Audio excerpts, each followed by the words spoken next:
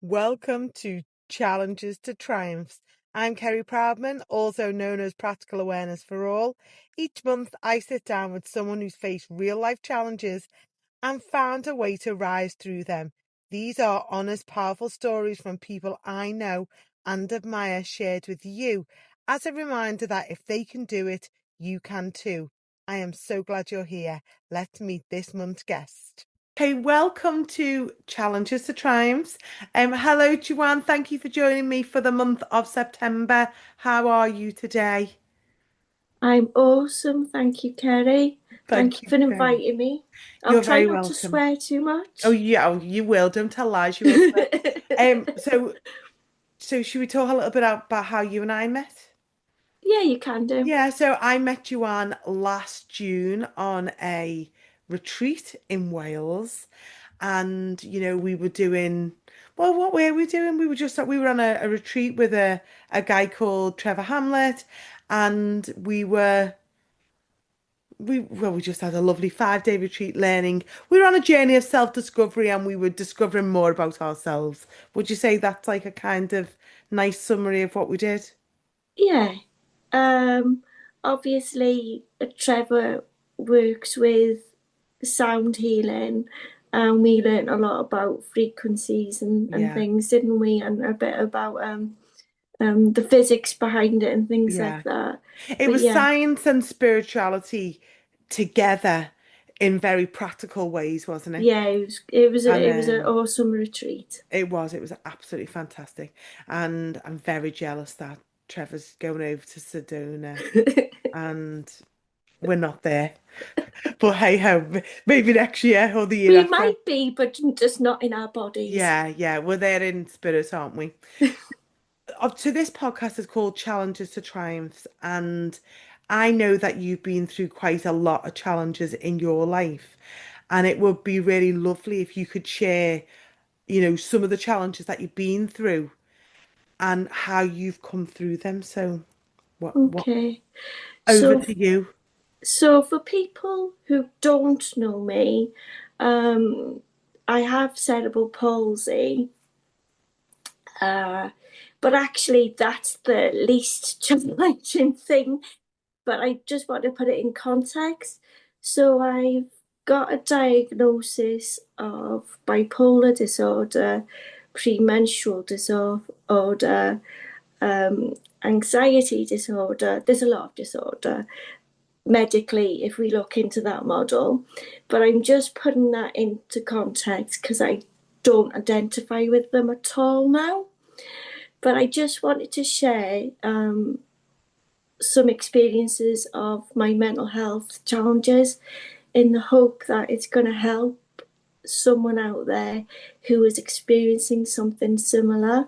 Um, I'd like to say straight off the bat that I'm not a trained doctor, and anyone who is in mental health crisis should speak to a professional. But I just wanted to basically share some of my experiences and some of the things I have learned. I'm not gonna speak about it in a triggering way because I'm aware that it's a very personal thing for people. But I just hope whoever is meant to see this podcast will see it. I've also had experiences with spirit and angels since I was a little girl. And I know that there's people out there that have those experiences and mental health issues, and it's quite a fine balance. So Yeah. So, so talking about that then, so when so you were brought up in Wales, weren't you? yeah, In a small little village in Wales, weren't you? yeah, just outside Wrexham. Yeah.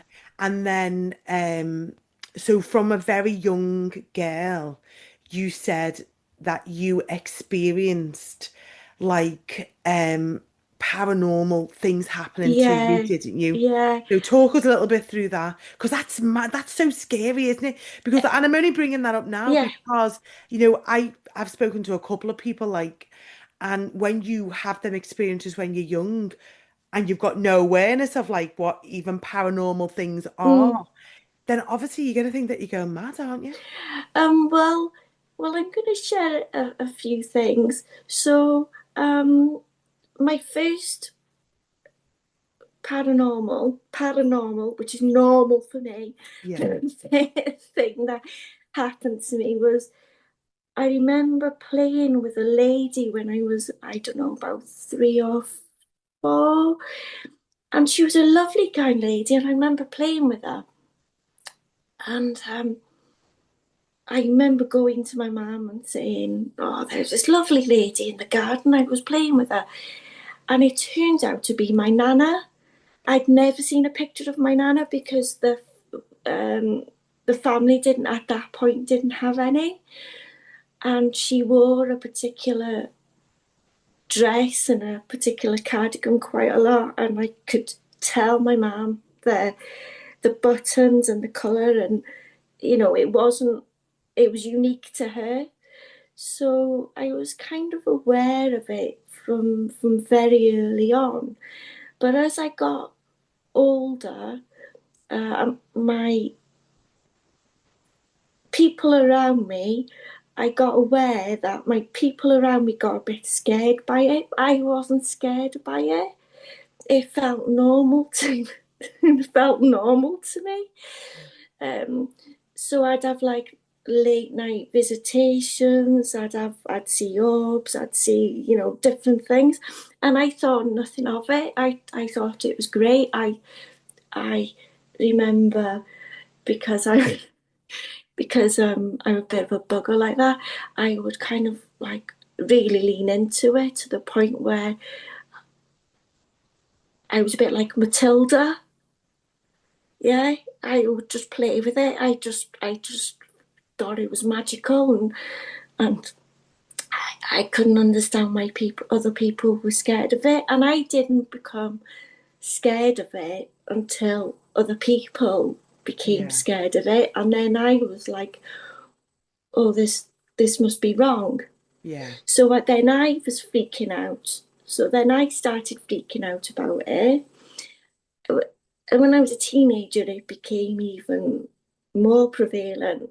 Um, and to the point where certain members of my family wanted me tested for schizophrenia. All right. Um, so I kind of shut it. I tried to shut it down. So I guess what I would say to any parent who's got a child who is saying that they're seeing things, to be supportive and open and broad minded about it, because if that child isn't distressed, it's a natural way for that child to be. Yeah. So, so the family started getting a little bit scared of the things that you were Yeah. saying, or scared as it worried for you. So, No, they were more scared. oh, were they? Yeah, yeah, yeah. Why though? Like just because of things that you were saying, or did your behaviours changed, or just getting Well, tested for I schizophrenia is like a big deal, isn't it? just, because I was getting so many visitations at night, I wasn't sleeping. Okay. Um, I'd know things that didn't make like sense to them. So in Wrexham, there's a what do you call it? National Trust House, Erddig. I Yeah. used to like going there, but this one bedroom I wouldn't go into, and I remember saying, "I'm not going in there. Someone's died of consumption." I didn't know what consumption meant. I was about maybe 8. I didn't know what consumption was. And it turned out that the daughter of the owner of the house died of tuberculosis in that room. Mm. So it was a little things like that, and that, you know, kind of, yeah, freaked people out a little bit. Yeah. So when would you say then, because you said that, you have struggled with your mental health Yeah, over the years. So you're 50 next year. yeah. So, so we're going back a few decades now. So how old do you think you were when you first were challenged in a way that you found very overwhelming and you had to, seek, Okay. support? So I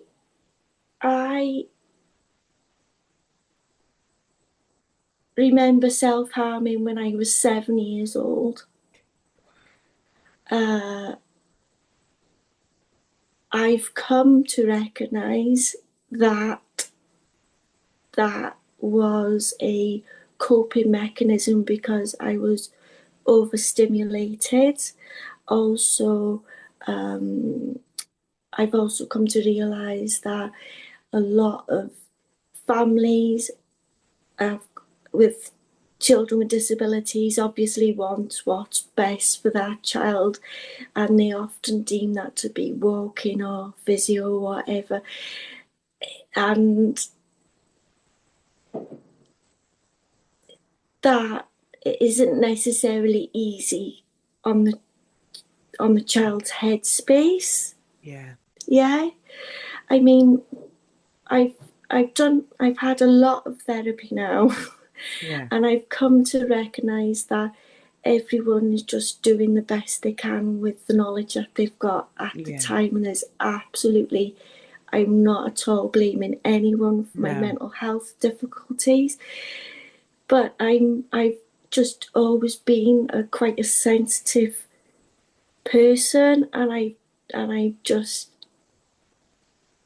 developed certain trauma responses from a very young age. yeah. Yeah, So age seven's very young, isn't it? So where did yeah.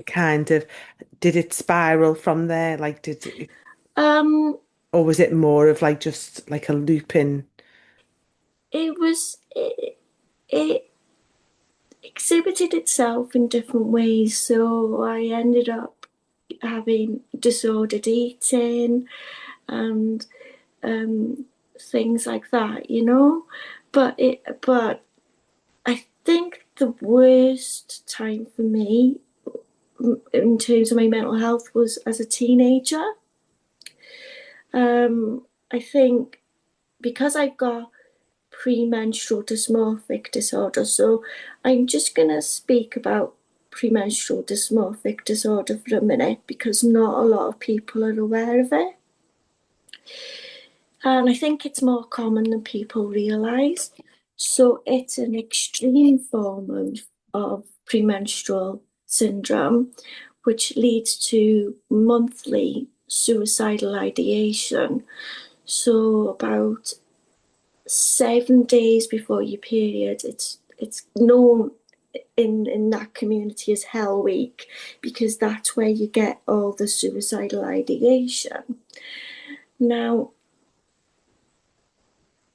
when you're younger and your brain is saying to you, you need to off yourself, you don't you don't question it as much because you're just thinking no one else could possibly be having these thoughts. I'm not normal. So it builds because you don't necessarily speak to someone else about it, or it's downplayed. It's like, oh, it's your hormones, or oh, it's your, everyone gets PMS. But if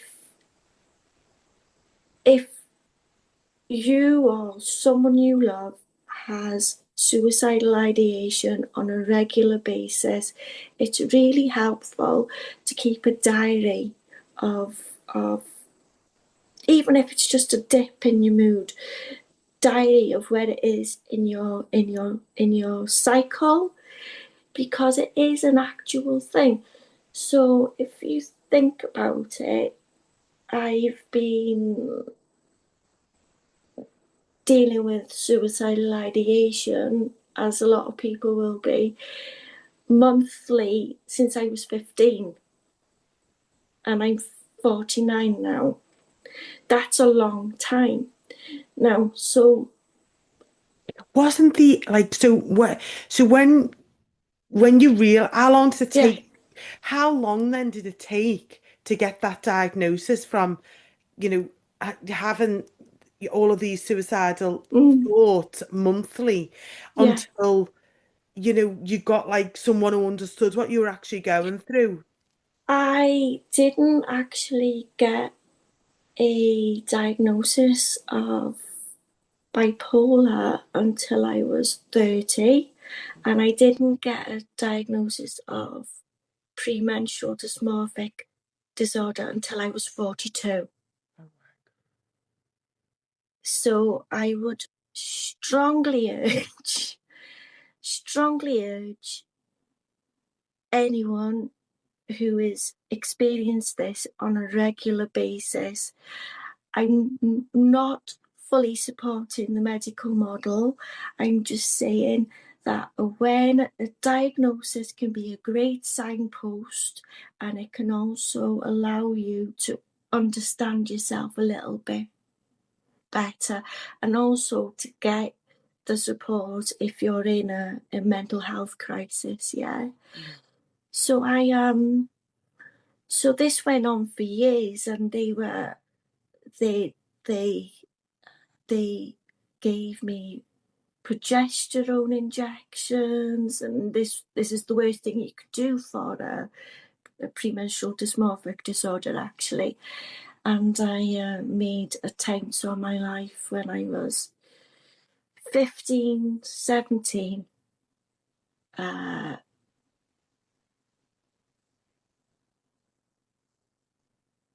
30, 34, and 42.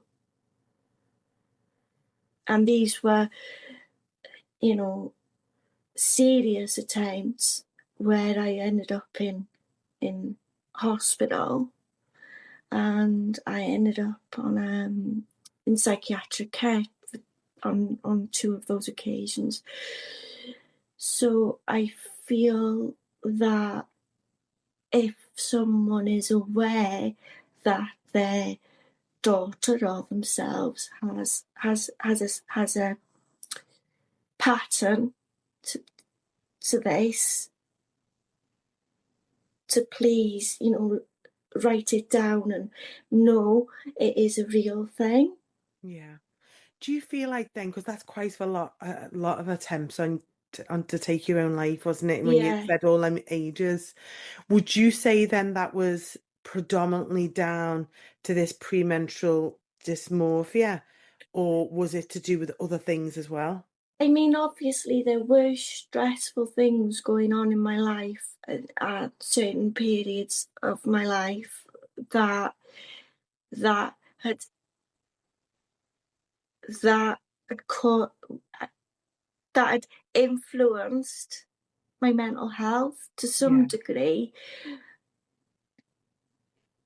But I guess what I'm saying is, if you've got this loop, this perpetual record in your head every month, yeah, um, it's like water torture. It's like, so it's the likelihood of you actually acting on it yeah.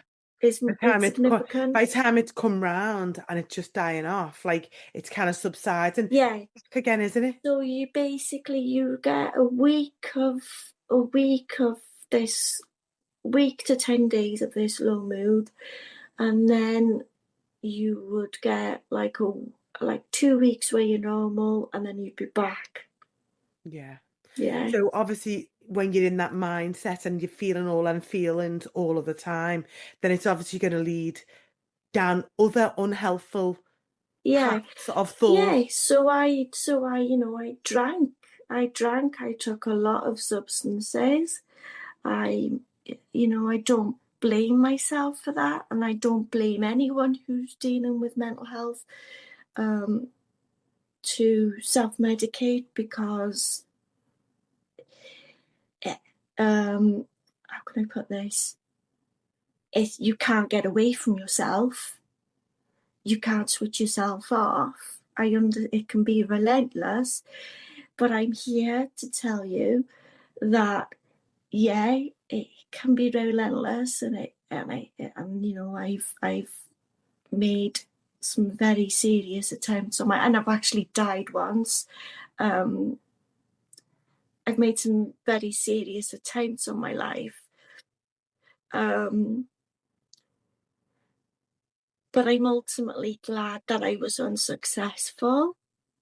And you know,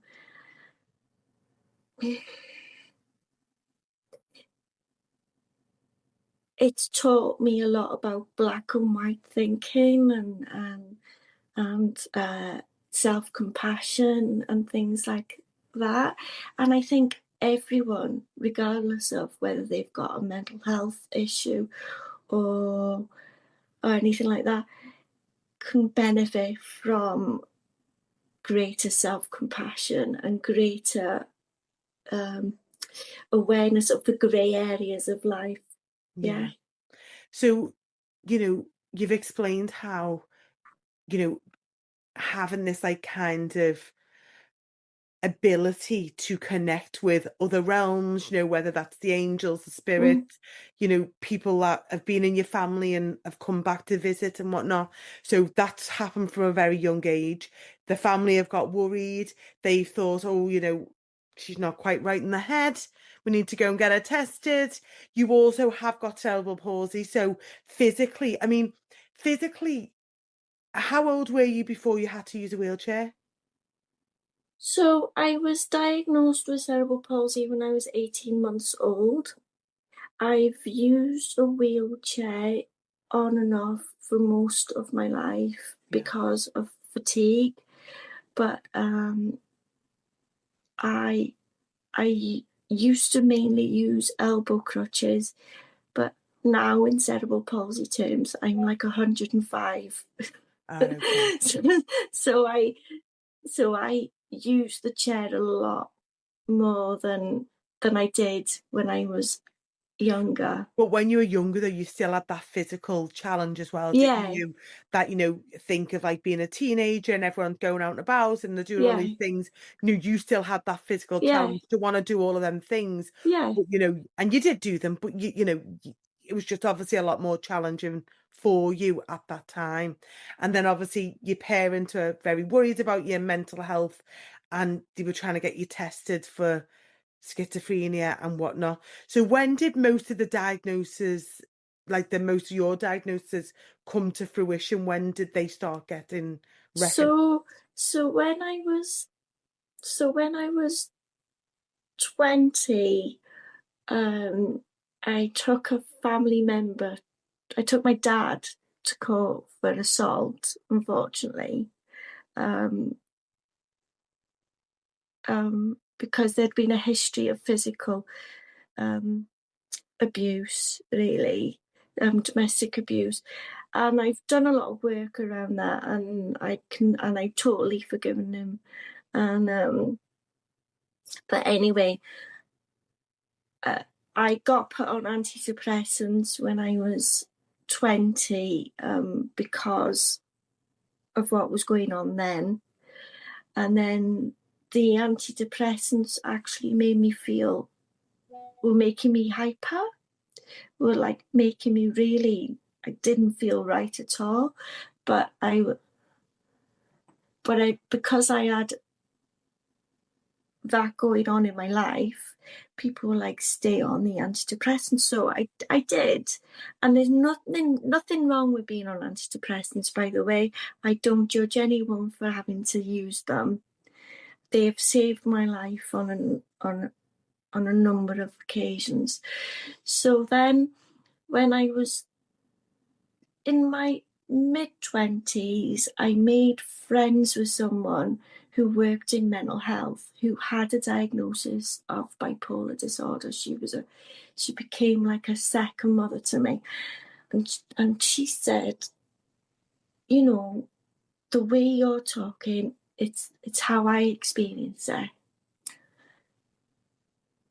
Would you go to your GP and ask if you could have evaluation to see if you can get a diagnosis, because you're obviously struggling.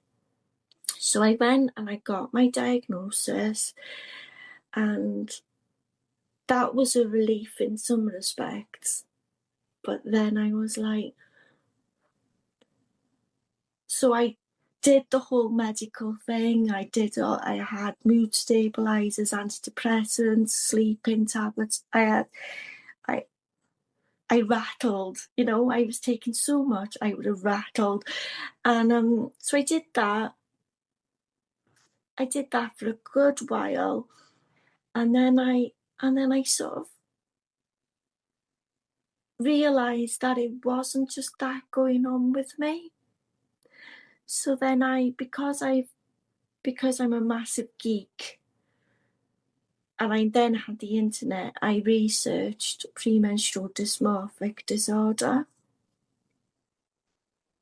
And then So, I so, took, so originally they thought, so you've been through all of this throughout your life, and you've had these suicidal thoughts from early, yeah, being really quite young, and you knew that they were coming regular, and you couldn't really pinpoint why. Yes, you've got cerebral palsy. Yes, life was challenging at home, but you knew that it was something more yeah, than that. And yeah, then you met that friend who's like your second mum in your mid-20s, and when you were talking about your stories, she was like going, "Well, yours sounds a little bit similar to mine. Go and speak to your doctor, allow them to do an yeah, evaluation." But then you realize that it's something else. It's not. I don't think that's necessarily what is going on with me. yeah, because um, there's a lot of overlap clinically Yeah. between the two things. There's a lot of overlap with a lot of Yeah, there is. Yeah. diagnoses, isn't there? And so so it wasn't until I realized it was linked. I just kept a diary. I kept a diary. I kept and I was very sort of. I got told by my psychiatrist that I was reading too much. Okay. Yeah. Yeah. But he So agreed. you were too thorough.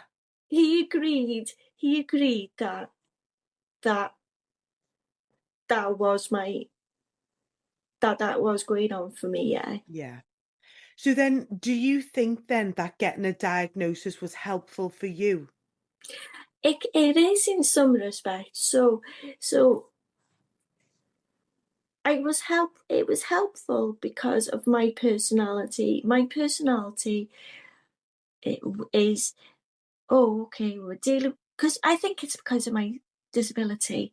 I'm very pragmatic about stuff. So I go, oh, I'm dealing with this. This is the bubble of this, and this is what I need to look into or to get a way around or Yeah. learn about. Yeah. So I've always been very curious about things, and thought of things in a practical way. Does that Yeah. make sense? Yeah, that's Virgo rising. All Virgo risings do. Is that what Yeah. it is? Yeah. Um, Systematic, practical, right? This is looking for a solution, you know what I mean? So yeah, this is my problem, but what's my solution? yeah, And they'll go about it in a very systematic, yeah. practical way. I So hear so you. I bas- hear so basically, yeah, I went Virgo rising on it then, didn't I? you. Yeah.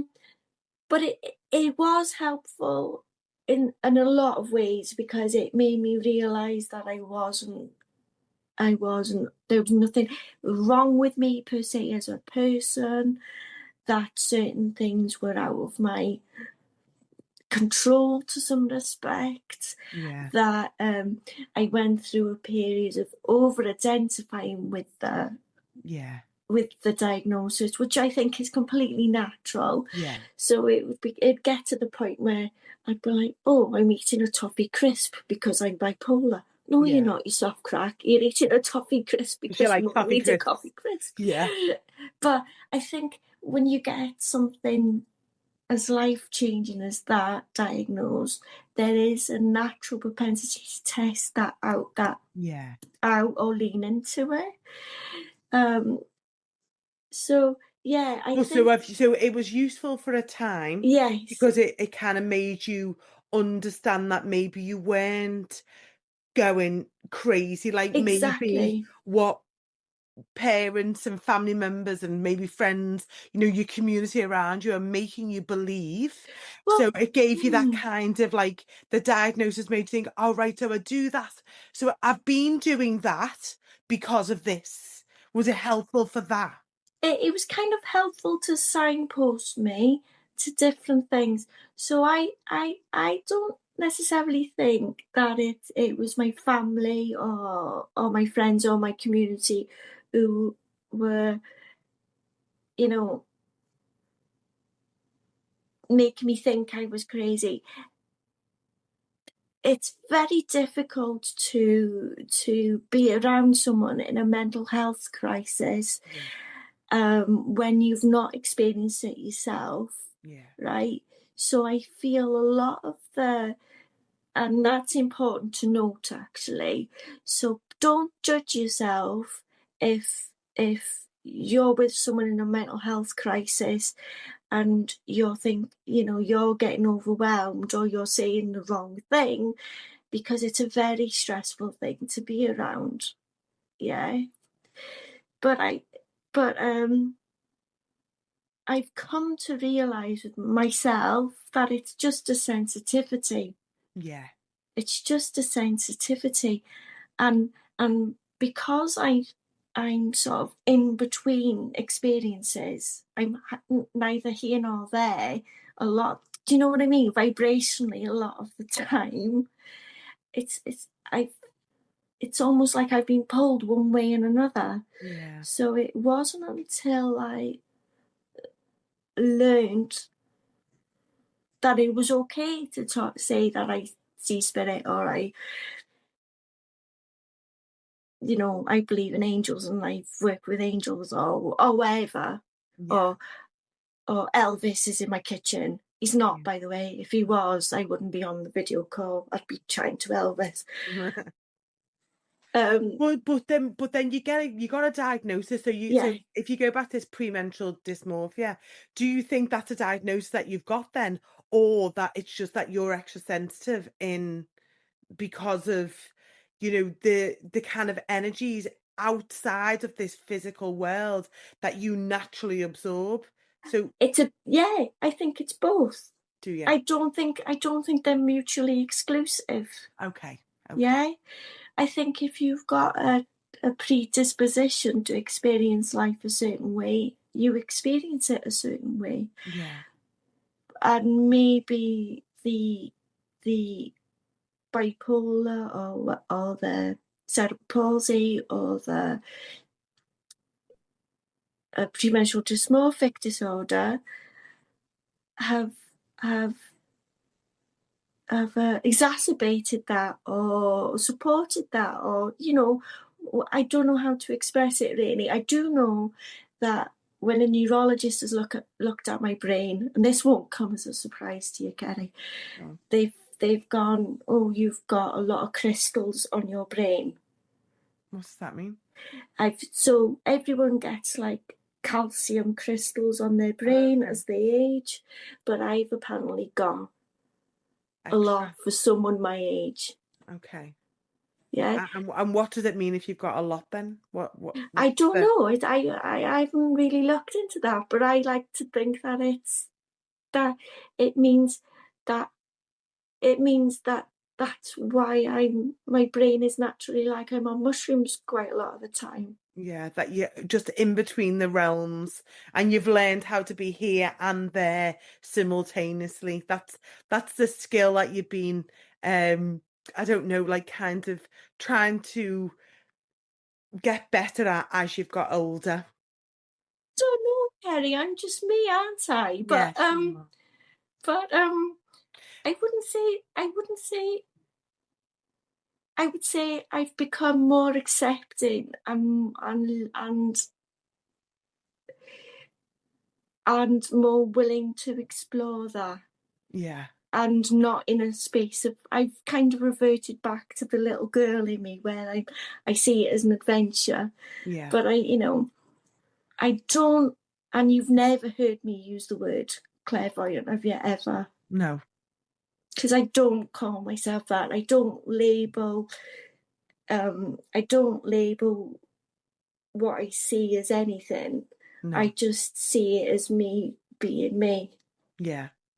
So you've had all of these challenges in your life, and you've overcome every single one of them, haven't you? Otherwise you wouldn't still be here, would you? I've no, yeah, that's true. That's Yeah. true. I wouldn't necessarily use the word overcame, Okay. but I would say that every single challenge to date that I've had in my life, I have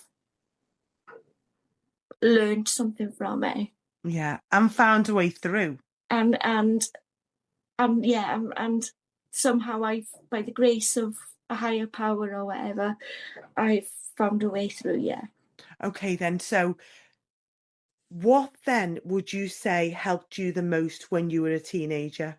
What was it that helped you overcome or get through, find light in the darkness when you were much younger? What was it then, would you say, was the most useful thing for you? The most useful thing for me as a teenager was just having someone or being aware of someone in my life who listened.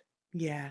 So like a good someone you could have real conversations with about Yeah, how you were feeling yeah, without them emotionally attaching to yeah. you and trying to fix you, just like that listening ear. That was super useful. Unfortunately for me, it wasn't anyone actually human, really. My Yeah, family did their best. They're lovely people. I'm not yeah, slagging them at all. So for me, it was like spirit. yeah. But you found a lot of comfort in that, Yeah, and it helped you find light in some of your darkest times. yeah. So then as you got into your 20s then, and then you felt like you plummeted back into really dark times and you took another attempt on your life, what helped you get through that? Is it the same, or has there been different things as you've got older? It was different things actually. So I trained as a psychologist. I did a psychology degree, and that helped me learn critical thinking. Yeah, So that helped me with the whole black and white thinking, because the thing with depression is that it's very black and white thinking. It's very all or nothing. And, you know, if people just knew that, were just aware of that, then that could, save quite a few lives, because it's literally your brain telling you, and extremes. People are never better without anyone here. no, No, absolutely there's not. always there's always someone that loves you. Yeah.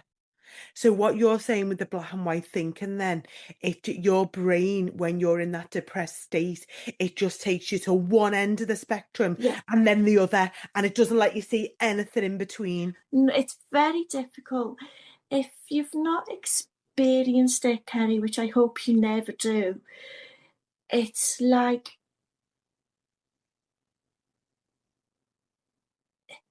having the worst person you could possibly imagine in your head all the time, Yeah.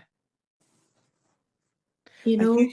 you said one thing to me one time and I couldn't get it out of my head because it was such like I don't know, just like it just you just turned around and said something like I'd said to you something like, it's just really sad that we're hearing so many people taking their own lives and being successful with it. And it's just becoming like commonplace, like on social media, like everyone knows someone who's took their own life. And I said, because I know that you've tried to take your own life, on more than one occasion. And I remember saying something to you like, you know,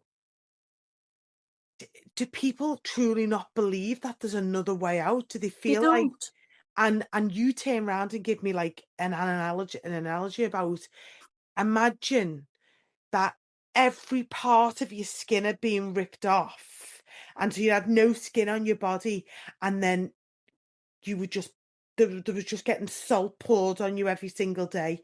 That's how it feels to be in that depressed, suicidal mind every day. How long do you think you could live in that state for? And like sometimes when I sit there and think about that now, because it's such like salt getting poured into an open wound just constantly, it's just like horrific, isn't it, when you think of that type of pain and how long you expect someone to live in that type of mental pain and how long they will survive in that kind of mental pain for as well. So Yeah. how did you do it? How did you come back from it? It took me all those experiences to realize.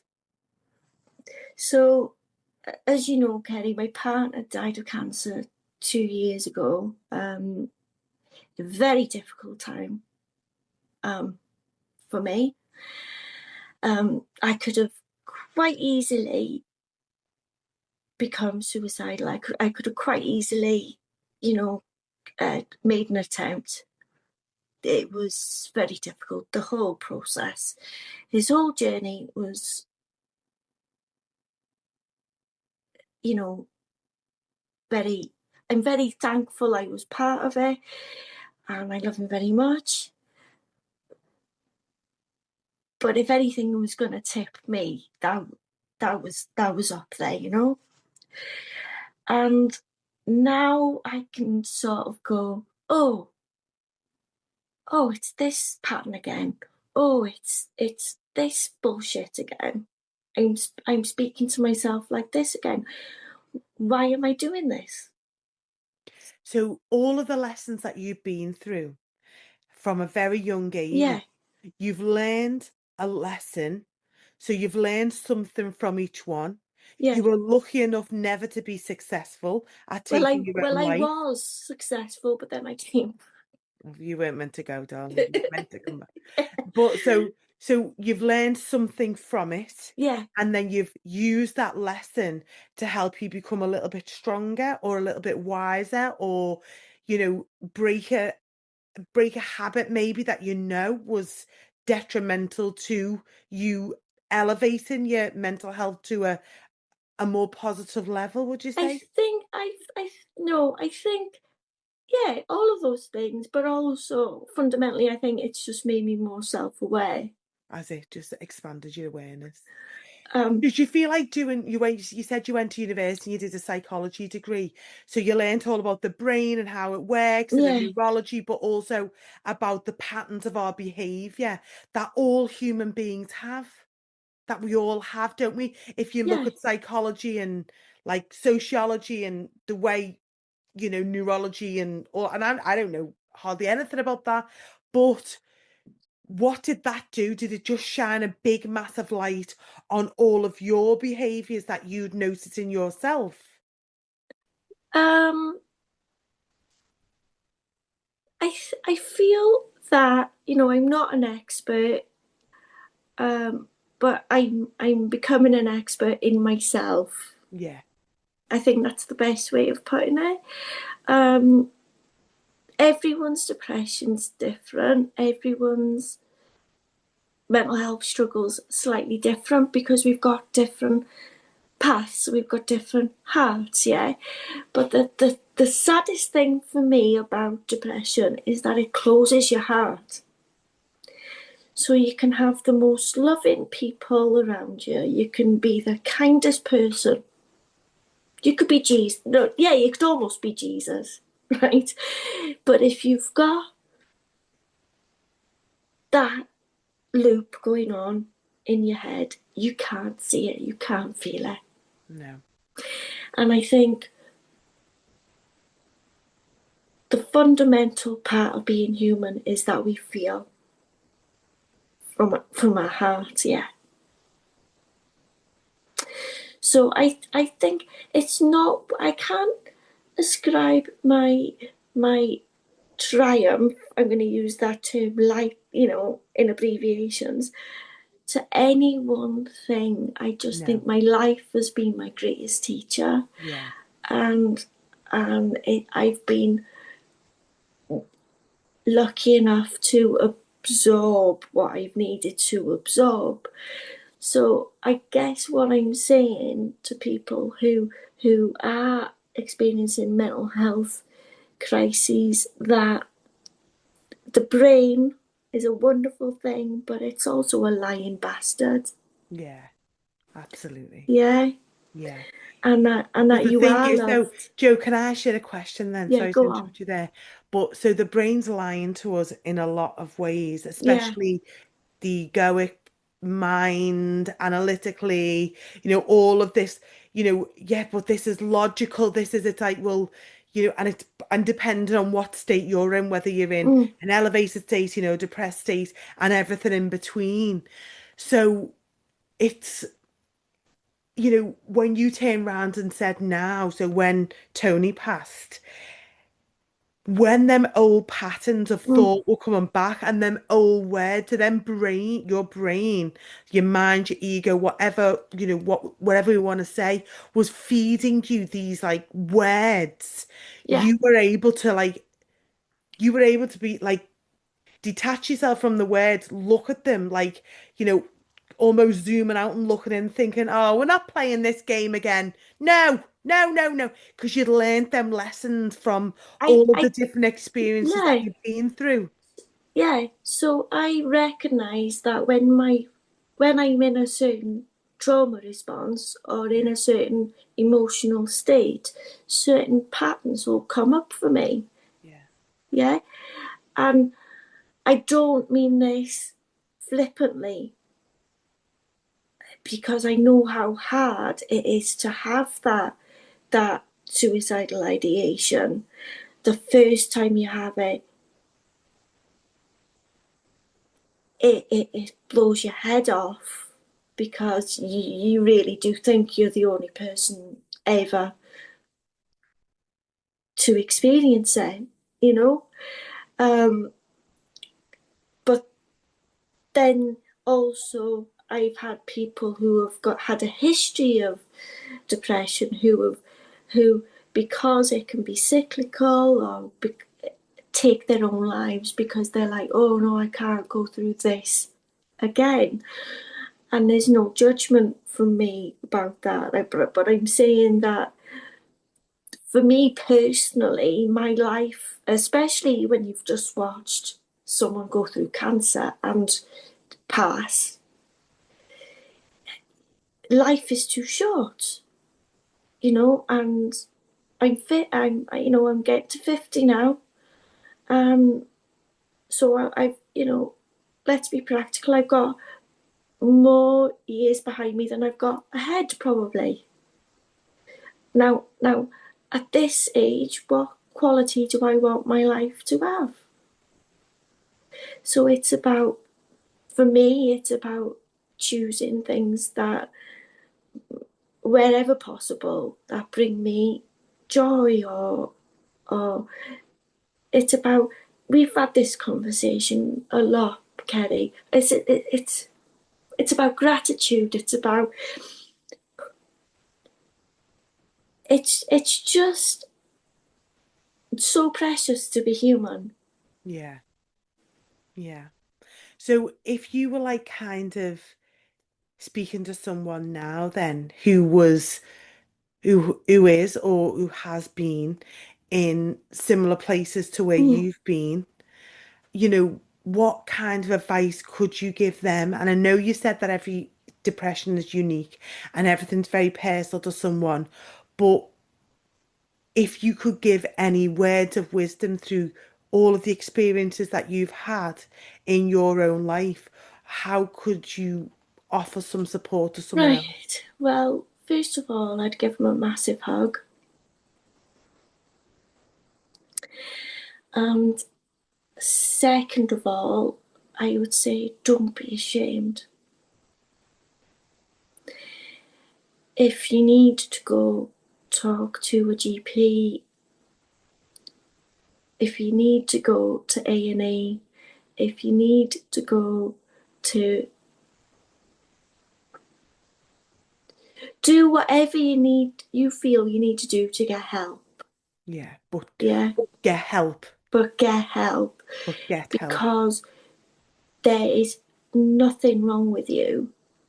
You're just you're experiencing an extreme state of being, Yeah. and that isn't who you are fundamentally as a person. No.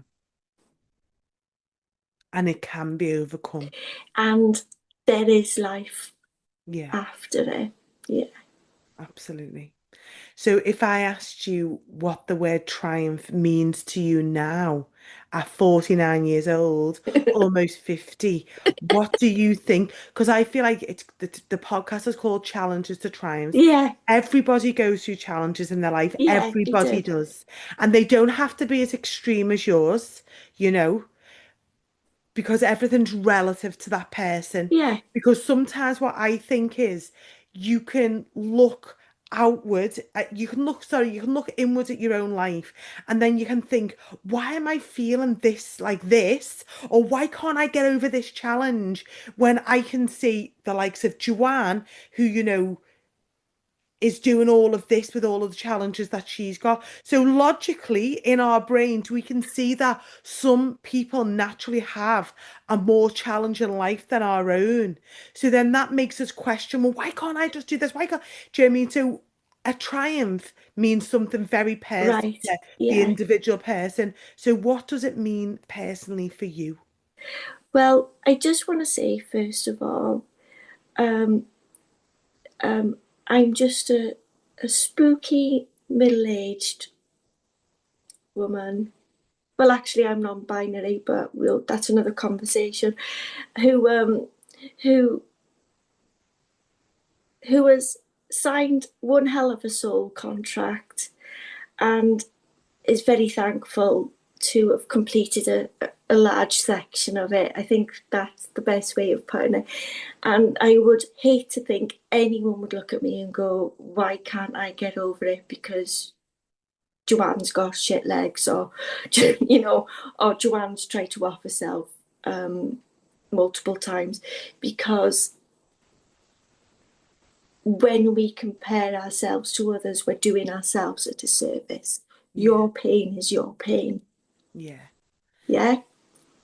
So a triumph to you then is, you know, self-acceptance for what Yeah. you've I, been given, to the path of purpose that maybe the journey, the contract, whatever word you want to attach to what you've been signed up for this life as a human being, having this spiritual experience or having this human experience as a spiritual being. You've kind of, a triumph for you is that you've managed 50 years of it and you're looking forward to what's coming next. there is that. I think it's pretty simple, Kerry. I think a triumph for me is that I wake up in the morning and I'm not. My first thought isn't I need to die. Yeah, I love that. Yeah. I absolutely love that. And you said that to me before, because I remember having a conversation with you a little while back, and you said, I just love that I wake up in the morning now and I can wake up and I can actually feel my heart beating. I can feel the love that I've got for other people. I can feel the self-love I've got, the self-compassion I've got, and I can open my eyes and think, oh wow, I am so grateful for my life. And you can easily list 5 things that you are actually grateful for. And when you think of them things, as simple as what they might be, because they'll change every day. But when you think of them, your heart like flutters because you think, I'm I'm just like, wow, this is like happening to me. And I feel like when you can, and it takes practice, doesn't it? To have Yeah, a lot it of does. gratitude in your heart. I'm It not saying does. it's easy, and sometimes you might have to fake it till you make it. But if you practice that muscle and you expand that It's a muscle. muscle of gratitude, I promise you, You it know, will bring you flowers it every will. morning. It's you know me, Kerry. You know me. I think we know each other quite well. But it blows my mind that I can just go to the tap. I and know. there's water. I know. I'm buzzing. I know. I And I think know. it's about, I think the triumph ultimately in life is is is keeping or nurturing that childlike Yeah. joy Yeah. that you had in the beginning. Yeah. I put something on my socials yesterday. I went out with my cousin and a little boy, so he's like my third cousin or something. Yeah, he's my third cousin. So I just call him a nephew. He's not, but I just call him a nephew. So he's two, and we went to Safari Park, and I was just like, we just had so much fun, and he was just running around, and he was just like in awe of everything, do you know what I mean? And I was just like, and then so I always do a little video when we get home, and I post it on my socials. And I was thinking, what shall I put underneath? And I think I put something like, can't remember what I put. It was something like, um, when we stop playing, we grow old. Oh, it's not that ugh.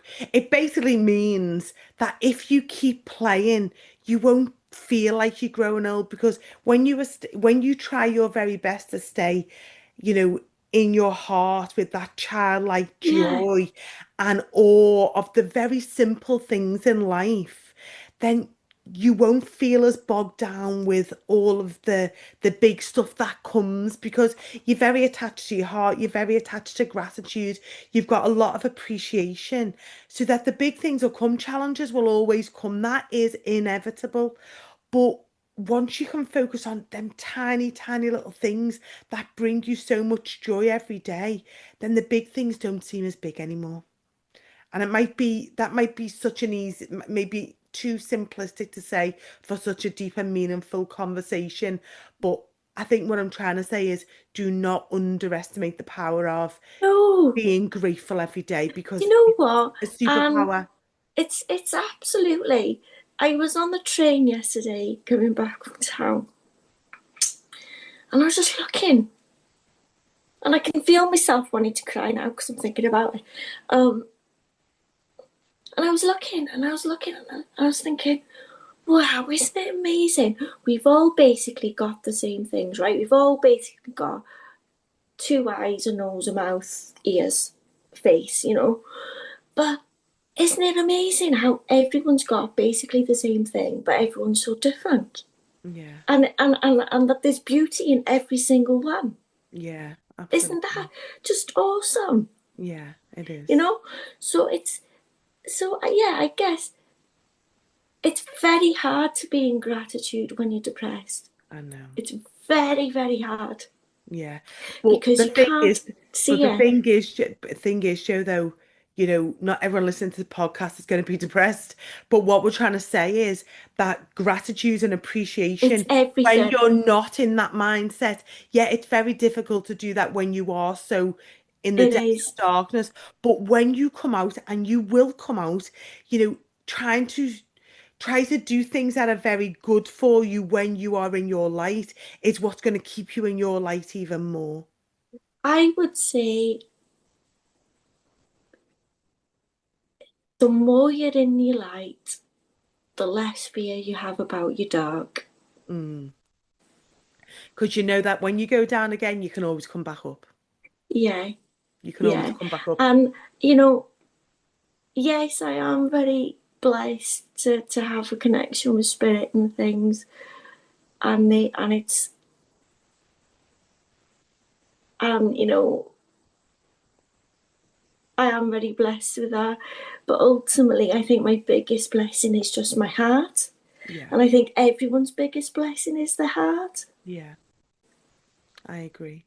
If you stay connected to your heart, you've got love for yourself, you've got love for other people, you can look at things from different perspectives. So don't get too attached to just your own. Don't believe that there's only one solution for every Mm. problem. Then you're always going to come back into your light ultimately. And sometimes it takes longer. We're all on, as you say, we're all on a different path, but we'll always get there in the end. I've got faith that Yeah, people do, yeah. yeah. Okay, my darling, thank you so much for joining me today. Really appreciate you coming onto the podcast. I believe that you are a true inspiration. I know you just think that, you're just you and blah, blah, blah. But I do think that you've got a phenomenal story. And I really do hope that anyone who needs to hear your story gets to hear it. And I truly believe that they will. So Oh, thank you bless you, so Kerry. much. Thank And you. um, and I will see you in person very soon. Thank you so much for tuning in to Challenges into Triumphs. If today's story moved you, inspired you, or gave you something to think about, I would love it if you could take a moment to subscribe, leave a comment, or share this episode with someone who might need it. You can also enjoy all episodes ad-free inside the Path for Art membership, and you'll also get access to monthly wellness and astrology workshops. It's just £11 a month and you can cancel anytime. So you can join us at pathforart.co.uk, and remember, you can listen to this episode on the go or watch it on screen. Until next time, keep going. Your triumph might be just around the corner.